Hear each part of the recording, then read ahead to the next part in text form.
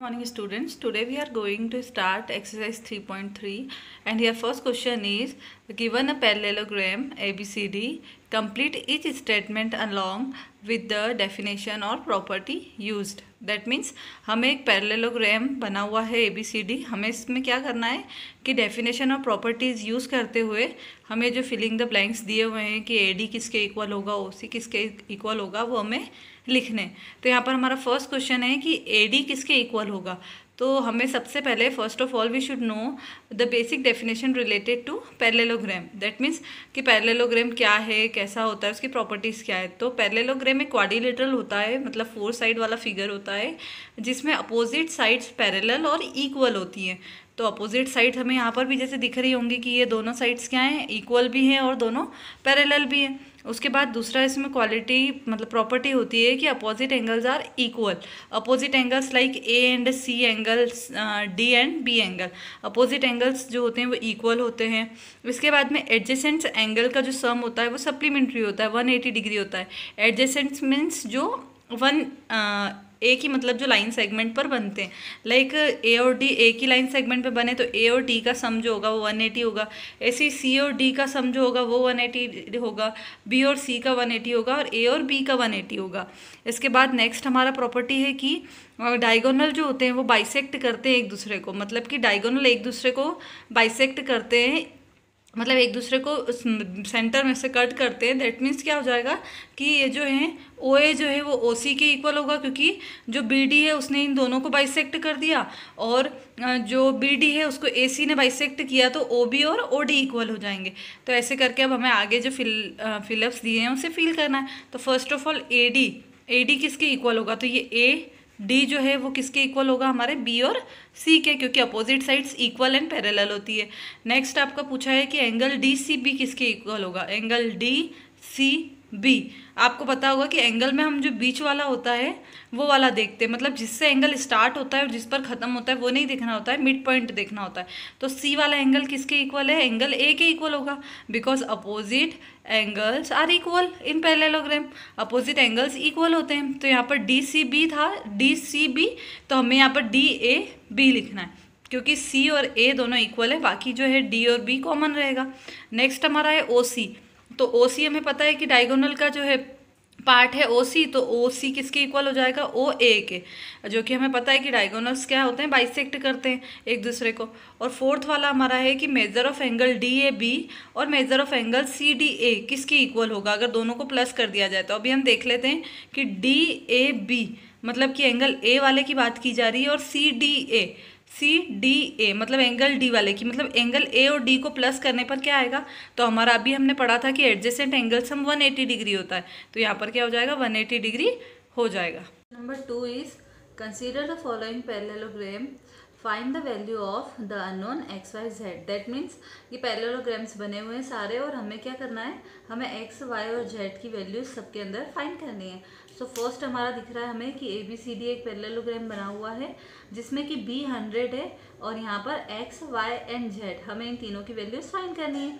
तो अब हमें पता है कि बी अगर 100 डिग्री है देन डी भी 100 डिग्री होगा, because opposite angles of parallelograms are equal, opposite angle equal होते हैं। तो बी अगर 100 है तो ये डी भी 100 होगा, तो हमें एक जेड वाई की वैल्यू तो पता चल गई ना। अगर हम बात करते हैं एडजेसेंट एंगल की, जो मैंने आपको बताया था कि वन लाइन पर बनते हैं, तो एडजेसेंट एंगल के हिसाब से ए और डी का सम 180 डिग्री होना चाहिए।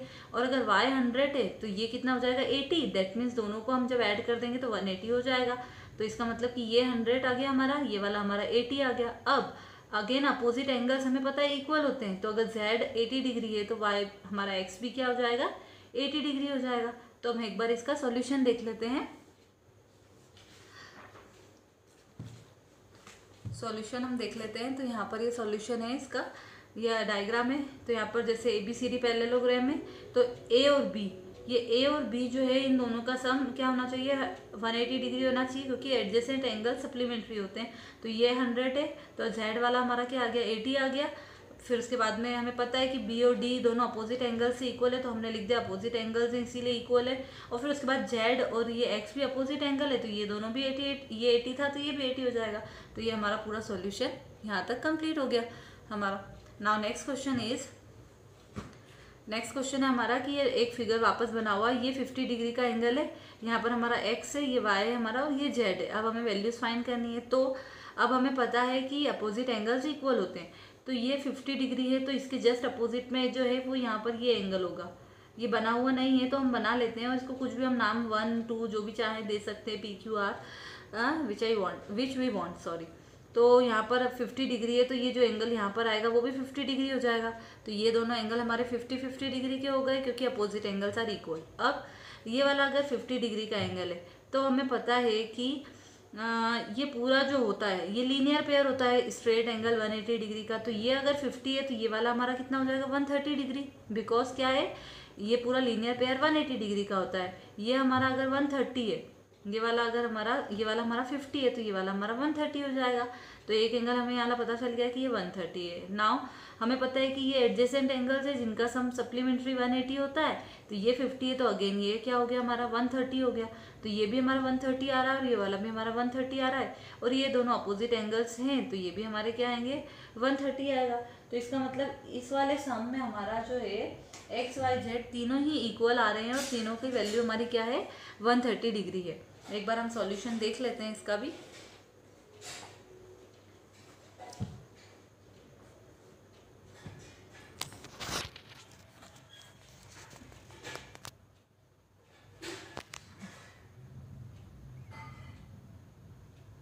इसका सॉल्यूशन हम देख लेते हैं यहाँ कि ये एक पैरेललोग्राम में x प्लस 50 जो है वो 180 डिग्री है।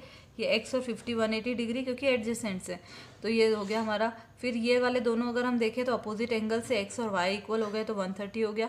और ये जो y और z है ये दोनों हमारे करस्पॉन्डिंग एंगल्स भी हैं। तो करस्पॉन्डिंग एंगल्स के हिसाब से भी ये 130 हो रहा है। और अगर हम भूल जाते हैं कि करस्पॉन्डिंग एंगल तो फिर जो मैंने आपको बताया कि अपोजिट एंगल से हम यहाँ पर लिख सकते हैं कि अपोजिट एंगल से ये वाला जो है 50 हो गया तो ये वाला 130 हो जाएगा बिकॉज लीनियर पेयर। तो ऐसे हमारा मतलब जो है प्रॉपर्टीज डिफरेंट हो सकती है बट आंसर्स हमारे जो होंगे वो डिफरेंट नहीं होंगे। ना हमारा नेक्स्ट थर्ड क्वेश्चन है। थर्ड क्वेश्चन हमारा ये वाला थर्ड क्वेश्चन है जो कि अगेन पैरेललोग्राम में अपोजिट साइड्स आर इक्वल ऐसे करके। तो अब हमसे यहाँ पर पूछा है एक्स वाई और जेड अगेन तीन हमारे एंगल पूछे। तो यहाँ पर हमें पता है कि ये 30 डिग्री दिया हुआ है क्वेश्चन के अंदर। ये हमारा क्या है ये वर्टिकली है तो ये हमें दिख रहा है कि यहाँ पर क्या है ये 90 डिग्री का एंगल है। तो एक्स तो हमें देख करके ही पता चल रहा है कि 90 डिग्री का एंगल है। तो एक्स अगर 90 डिग्री ये 30 है तो यह एंगल सम प्रॉपर्टी ट्राइंगल की एंगल सम प्रॉपर्टी अगर हम लगाए, ये ट्राइंगल हमें दिख रहा है तो ये वाला 90 ये 30 है दोनों मिलाकर 120 हो रहे हैं। और हमें पता है कि ट्राइंगल का सम 180 डिग्री होता है। तो 180 में से अगर हम इन दोनों को माइनस कर देंगे तो हमें क्या हो जाएगी वाई की वैल्यू हमारी आ जाएगी। तो क्या हो जाएगा 90 plus 30 that is 120 and 180 minus 120 that is 60। तो वाई की वैल्यू हमारी यहाँ पर हो गई 60। तो यहाँ पर y की वैल्यू हमारी आ गई। अब नेक्स्ट हमें ये पता है कि यहाँ पर ये कौन सा एंगल हो रहा है, ये हमारा है angle alternate interior angle. Alternate interior angle है, दोनों अल्टरनेट है और दोनों ही इंटीरियर है। तो y और z जो है वो दोनों अल्टरनेट एंगल्स है, इंटीरियर एंगल्स है तो वो इक्वल होते हैं। तो y की वैल्यू अगर हमारी यहाँ 60 आई थी तो z की भी 60 होगी। एक बार हम सॉल्यूशन देख लेते हैं इसका। पहले हमने x जो है 90 डिग्री हमें दिख ही रहा है क्योंकि वर्टिकली अपोजिट एंगल दिख रहा है हमें। ये वर्टिकली अपोजिट एंगल है, ये वाली प्रॉपर्टी से भी देख सकते हैं हम जो आपने 7th क्लास में देखी होगी कि ये जैसे टू लाइंस क्रॉस कर रही है तो ये वर्टिकली दोनों अपोजिट जा रहे हैं। तो ये 90 दिख रहा है यहाँ पे तो ये वाला भी 90 होगा। और नहीं तो हमें वैसे भी ये साइन से भी दिख रहा है कि ये दोनों अगर ये 90 डिग्री के एंगल में हमें पता है कि ऐसा एंगल बनता है तो भी उस हिसाब से भी हम लिख सकते हैं। तो ये हमारा 90 डिग्री है। नाउ एंगल सम प्रॉपर्टी से हमें पता ही है, अभी मैंने आपको बताया था, तीनों को प्लस करा 180 हो गया। तो ये 60 वैल्यू y की आ गई और अल्टरनेट इंटीरियर एंगल से y और ये z हमारे दोनों इक्वल हो गए। नाउ हमारा नेक्स्ट क्वेश्चन है, क्वेश्चन नंबर 4 इज यहाँ पे ये पैरेललोग्राम है और इसमें भी हमें x, y और z की वैल्यूज फाइंड करनी है। तो यहाँ पर हमें दिख रहा है कि ये 80 डिग्री है। तो हमें पता है कि opposite angles are equal in parallelogram, that means y is equal to 80 degree because of opposite angle. तो y की वैल्यू तो हमारी क्या आ गई, y की वैल्यू 80 डिग्री आ गई क्योंकि ये दोनों अपोजिट एंगल है। नाउ हमें पता है कि एडजेसेंट एंगल्स के हिसाब से अगर देखा जाए तो x और प्लस y दोनों की वैल्यू क्या होनी चाहिए 180 क्योंकि ये क्या है एडजेसेंट है। तो y की वैल्यू अभी हमें पता है 80 है तो x की वैल्यू हमारी 100 आ जाएगी। तो दोनों को प्लस किया तो हमारा 180 बनना चाहिए, तो हमारी x की वैल्यू क्या आ जाएगी, यहाँ पर x की वैल्यू आ जाएगी हमारी 100। तो ये 100 हो गई, ये 80 हो गई, ये हमारी दो वैल्यूज आ गई। अब z की वैल्यू, तो z की वैल्यू हमें पता है कि 80 डिग्री होगी because of corresponding angle. Corresponding angle क्या होता है कि जैसे दो पैरेलल लाइन्स है और उन पर कोई ट्रांसवर्सल लाइन होती है अगर, तो जो एंगल्स बनते हैं वो क्या होते हैं, करस्पॉन्डिंग एंगल्स होते हैं, जो सेम साइड बनते हैं, जैसे कि ये दोनों एंगल्स हो गए, तो ये करस्पॉन्डिंग एंगल्स होते हैं। तो यहाँ पर हम देखा जाए तो ये दोनों पैरेलल लाइंस जा रही है और इनको ये एक ट्रांसवर्सल लाइन क्या कर रही है, इन पर क्रॉस कर रही है, तो ये दोनों एंगल जो है वो इक्वल होंगे। तो ये भी हमारा जेड क्या हो जाएगा, 80 डिग्री हो जाएगा। तो जेड और वाई दोनों हमारे 80 डिग्री हो गए और हमारा एक्स क्या हो गया, यहाँ पर 100 डिग्री हो गया। Now next and last question है इसका, सेकेंड वाले क्वेश्चन का, ये वापस एक हमारा पैरेललोग्राम है। तो हमें अब यहाँ पर पता है सबसे फर्स्ट की अपोजिट एंगल्स है, तो y की वैल्यू क्या आ गई, 112। हमें ये दोनों दिख रहे हैं अपोजिट एंगल, तो y की value 112 because of opposite angle. Now ये हमें दिख रहा है कि एक ट्राइंगल है, एक ट्राइंगल में हमें एक यहाँ 40 डिग्री दिया है, ये अभी हमने फाइंड कर लिया 112। दैट मीन्स अब हम x की वैल्यू फाइंड कर सकते हैं, क्योंकि दो क्वान्टिटीज हमारे पास आ चुकी हैं, दो वैल्यूज हमारे पास आ गई हैं। तो ये दोनों में आ गई हैं, तो ये 112 हो गया, ये हो गया 40। तो इसको हमने जब अगर प्लस कर दिया 112 में 40 को, तो ये हमारा 152 हो गया, और 152 हो गया इन दोनों का सम, और टोटल तीनों का 180 होना चाहिए। तो 180 में से हमने माइनस कर दिया, तो हमारे एक्स की वैल्यू हमारी आ गई 28 डिग्री। तो एक्स की वैल्यू हमारी 28 डिग्री आ गई। अब एक्स की वैल्यू अगर हमारी 28 डिग्री आई है, तो हमें पता है कि x की वैल्यू जो होगी वही हमारी z की वैल्यू होगी, because alternate interior angle, alternate है दोनों, फेस दोनों का अपोजिट है, अल्टरनेट है, तो अल्टरनेट दोनों एंगल हो रहे हैं और इंटीरियर भी हैं, तो ये वाले एंगल इक्वल होते हैं। तो x की वैल्यू अगर 28 है तो z की वैल्यू भी हमारी क्या हो जाएगी, 28 हो जाएगी। तो यहाँ पर हमारा ये सेकेंड वाला क्वेश्चन पूरा कंप्लीट हो गया है। नाउ थर्ड क्वेश्चन हम देख लेते हैं क्या है। Third question is, can a quadrilateral ABCD be a parallelogram if. क्या है क्वाड्रिलेटरल ABCD, आप कोई सा भी बनाइए, ये मतलब बनावा नहीं था क्वेश्चन में, हमें बनाना है, और क्या वो पैरेललोग्राम होगा अगर ये तीन सिचुएशंस दी हुई हैं। तो हम एक बना लेते हैं यहाँ पे, जैसे कि हमने ABCD एक बनाया है। अब हमसे पूछा है फर्स्ट कि अगर D और B 180 डिग्री होगा तो क्या ये पैरेललोग्राम है। तो हम देख लेते हैं कि D और B दोनों अपोजिट एंगल है, तो दोनों का अगर सम 180 डिग्री होगा, तो हमें पता है कि पैरेललोग्राम में ऐसा कहीं पर भी नहीं कहा गया है कि अपोजिट एंगल्स का सम 180 डिग्री होना चाहिए, एडजेसेंट एंगल का होना चाहिए। एडजेसेंट मतलब जो वन साइड पर होते हैं, बट ऐसा कहीं नहीं है कि opposite angles are equal, but ऐसा नहीं बोला है कि सप्लीमेंट्री होने चाहिए। तो इसका मतलब यहाँ पर ये जो लिखा है कि सिचुएशन मतलब जो है हमें दी गई है, तो ये हो भी सकती है और नहीं भी हो सकती, जरूरी नहीं है। तो इफ इन क्वाड्रिलेटरल ABCD अगर 180 डिग्री है, so it is not necessary that ABCD is a parallelogram. तो जरूरी नहीं है कि वो पैरेललोग्राम होगा या नहीं होगा। नाउ सेकेंड है इसमें कि AB और DC दोनों 8 सेंटीमीटर है, तो ये AB 8 सेंटीमीटर लिख दिया, DC भी 8 सेंटीमीटर लिख दिया, AD हमें दिया हुआ है 4 सेंटीमीटर और ये बोला है BC 4.4 सेंटीमीटर। तो क्या ये होगा, तो हो ही नहीं सकता, because we know that opposite sides are parallel and equal both in parallelogram. Opposite sides equal भी होती है और पैरेलल भी होती है, तो यहाँ इक्वल नहीं है 4 और 4.4, तो इसीलिए ये क्या होगा, एक पैरेललोग्राम नहीं होगा।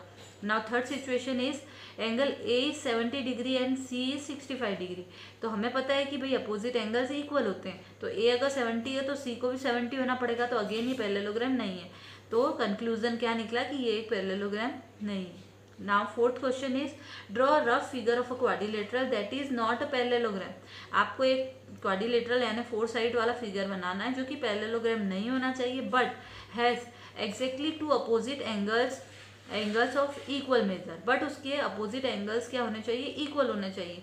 तो पैरेललोग्राम नहीं होना चाहिए, मतलब अपोजिट साइड्स उसकी इक्वल नहीं होनी चाहिए, बट वो क्या होना चाहिए, उसके एंगल्स होना चाहिए। तो ये हमने एक ऐसी फिगर बनाया है जिसकी अपोजिट साइड्स हम देख रहे हैं इक्वल नहीं है, ये छोटी साइड है, बड़ी है, ये भी छोटी है, बड़ी है, बट इसके जो एंगल्स हैं दोनों एंगल्स वो दोनों एक्यूट एंगल है और लगभग क्या है, सिमिलर है। तो हमने ऐसे ही डायग्राम एक बनाया है। Here ABCD is a quadrilateral with exactly 2 opposite angles AC equals हैं दोनों, and it is not a parallelogram. और ये एक पैरेललोग्राम नहीं है, ये लाइक अ काइट है। काइट भी एक फिगर होता है, तो उसके जैसा दिख रहा है, पैरेललोग्राम नहीं। 5 is the measure of two adjacent angle of a parallelogram are in the ratio of 3:2. Find the measure of each of the angles of parallelogram. That means कि टू एडजेसेंट एंगल पैरेललोग्राम के 3 और 2 के ratio में है, तो हमें सारे angles का क्या बताना है, सारे एंगल का मेजर बताना है, मतलब एंगल सारे को कितने कितने डिग्री के ही बताना है। तो हम पहले एक फिगर बना लेते हैं रफ में, एक पैरेललोग्राम बना लेते हैं कि ये हमने एक पैरेललोग्राम बना लिया। अब हमें कहा गया है अब हमें कहा गया है कि जो उसके एंगल्स हैं वो 3 और 2 के रेशो में, तो 3 और 2 के रेशो में है। तो हमें दिख रहा है कि ये वाला एंगल कौन सा बड़ा है और ये एंगल जो है छोटा है, तो हम इसे 3 और 2 के रेशो में लिख लेते हैं। अब हमें पता है कि ratio is the smallest unit, that means हमें क्या करना पड़ता है, रेशो के साथ में कुछ वेरिएबल को लगाना पड़ता है। तो इसीलिए हम क्या करते हैं, इसके साथ में x को लगा लेते हैं कि ये वाला जो है वो 3x है और ये हमारा 2x है।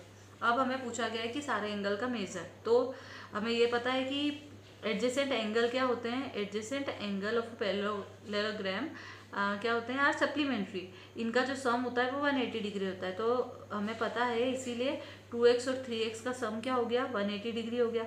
दोनों को हमने प्लस किया तो 5x is equals to 180, that means x is equals to 180 divided by 5। 5 या मल्टीप्लाई में था तो डिवाइड में हो गया। 5 3 = 15, 3 रिमेनिंग, 5 6 = 30। तो हमारी x की वैल्यू आ गई 36। हमने यहाँ x की वैल्यू पुट कर दी। यहाँ पे हम लिख भी देते हैं कि ABCD एंगल्स हो गए ये। तो अगर हम d की बात करते हैं तो d की वैल्यू 2x है, तो 2 इंटू एक्स की वैल्यू 36, तो 36 into 2 that is equal to 72। ना यहाँ पर a की जगह हम रख देते हैं वैल्यू 3x, तो 3 इंटू 36 और यहाँ पर 36 into 3 that is equals to 108। तो हमारी a और d की वैल्यू यहाँ पर आ गई कितनी, यहाँ 72 और यहाँ पर आ गई 108। Now we know that opposite angles are equal in parallelogram, so a equals to c। तो a की वैल्यू अगर 108 है तो c की भी हो जाएगी 108 बिकॉज ऑफ अपोजिट एंगल। और d की वैल्यू अगर क्या आई हमारी 72, तो b की वैल्यू भी हमारी आ जाएगी 72। तो ये वाला हमारा क्वेश्चन कंप्लीट हो गया। Now next question is question number 6, two adjacent angle of a parallelogram have equal major. जैसे अभी लास्ट सम में हमने देखा था कि 3 और 2 का रेशियो था, तो यहाँ पर बोला है कि क्या हो गया, उसका मेजर जो है वो इक्वल है। तो हमें पूछा है find measure of each angle of parallelogram. अब एडजेसेंट एंगल हमें बोला है कि इक्वल मेजर के, तो हम बना लेते हैं। पैरेललोग्राम बनाया हमने और उसको इक्वल मेजर पे रखा है। वैसे हमें दिख रहा है कि ये इक्वल नहीं है क्योंकि एक एंगल बड़ा है एक छोटा है, बट हमें क्वेश्चन में बोला है तो इसीलिए हम यहाँ पर दोनों को इक्वल पे भी रख लेते हैं। वैसे भी रफ फिगर है तो हमने x दोनों को रख लिया, ये हमने ABCD लिख लिया यहाँ पर। अब हमें अगेन पता है कि एडजेसेंट एंगल सम क्या होता है, 180 degree. So x plus X that is equals to 180 degree. Now x plus X is equals to 2x, 2x is equals to 180 degree. x as it is रहेगा 180 as it is रहेगा, 2 multiply में था तो divide में, तो यहाँ पर 2 से कैंसिल आउट किया 90 डिग्री। सो यर x is equals to 90 degree. अगर x की वैल्यू 90 डिग्री है तो ये भी 90 डिग्री होगा। अब हमें पता है अपोजिट एंगल्स इक्वल होते हैं, तो अगर ये x है तो ये भी इक्वल होते हैं अपोजिट एंगल, तो हमें पता है कि ये भी x हो जाएगा, ये भी x हो जाएगा। इसका मतलब कि चारों एंगल क्या है, x x है, दैट मीन्स 90 डिग्री के। और 90 डिग्री के एंगल किसी भी क्वाड्रिलेटरल में कब होते हैं, जब वो या तो स्क्वायर होता है या तो फिर रेक्टेंगल। मतलब कि इस क्वेश्चन में जो हमसे बोला है कि एक पैरेललोग्राम है जो एडजेसेंट एंगल इक्वल है, तो वो क्या हो रहा है, वो जो हमारा क्वाड्रिलेटरल है, पैरेललोग्राम है सॉरी, वो हमारा स्क्वायर या रेक्टेंगल में से कुछ है। स्टूडेंट्स यहाँ पर हमारे कितने क्वेश्चन कंप्लीट हो गए, आज हमने क्वेश्चन 6 तक कंप्लीट कर लिए हैं। आप इनको नीट एंड क्लीन तरीके से लिख लेंगे अपनी कॉपीज़ में, और जो भी डाउट हो आप ग्रुप में पूछ सकते हैं। रिमेनिंग क्वेश्चन जो हैं वो हम नेक्स्ट वीडियो में हमारे कंप्लीट करेंगे। Thank you.